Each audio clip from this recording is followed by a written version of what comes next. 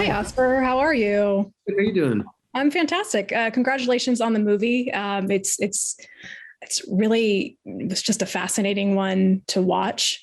I was surprised though. It taps into a lot of really kind of dark. It goes some dark places. Yeah. Was that something when you kind of read the script? Were you intimidated by that, or is that something that you were like excited to dive into?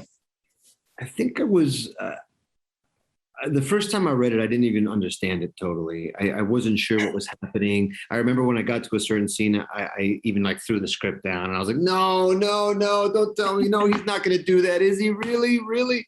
And then it didn't turn out being the thing that I thought it was going to be, which just made me more intrigued. So then I read it the second time and it started to make even more sense to me. And I think that's actually what attracted me to it, that there was so much mystery and so much tension in what was happening. And I couldn't really, I couldn't anticipate what was going to happen next with him as a character. And I thought that that was just a really fascinating challenge.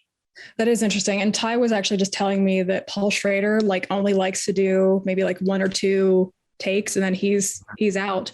Do you find that it's harder with a script where it is a little bit harder to get into it and kind of figure out exactly what's going on? Is that, tough when he only really wants like one or two? Well, I wouldn't say it's out of wanting, it's out of necessity, because this is an incredibly, frugal budget that we have to make this movie. It's a tiny film. So in a way it's out of necessity, but we had a good week of rehearsals beforehand.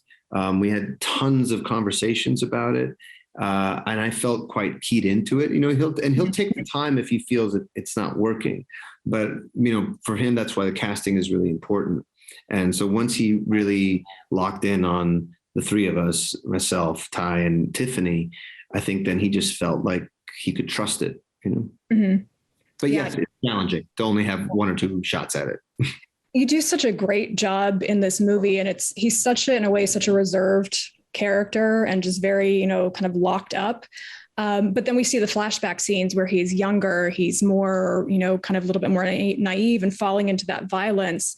And, obviously it's based on the real Abu Ghraib, prison torture. Were those scenes hard to shoot, just kind of emotionally and just getting in and out of that mindset? Because I imagine that's got to be hard. Yeah, they were brutal. I mean, the way that they had staged them too, because there were these long, continuous shots, and we had the actual dogs in there, and you had this recreation of Abu Ghraib, and it's really disturbing. And also all the research that went into it, about Leavenworth and about those people that got sentenced for what they did, and it coming from the top, and the trauma that was perpetrated on the victims and the trauma that they perpetrated on themselves. Mm-hmm. And then I do have to ask this too, switching gears for a second. Let's talk Moonlight for a sec. What did it feel like the first minute you put on the costume? Even if it's just the screen test or for the costume fitting, like what did it feel like to put that on and see yourself? It felt right. Of course. It felt absolutely right. That's all I can say about it right now. Because you have a sniper just even now hiding in the background. Exactly. The whole thing is, what I can say is it's going to be a groundbreaking show. Well, I'm very excited, and congratulations on that, and congratulations on this too, because this is a really compelling, I think, script and story, and you do such a wonderful job in it. So, thank you for taking the time to talk to me. Thanks so much. Really appreciate it.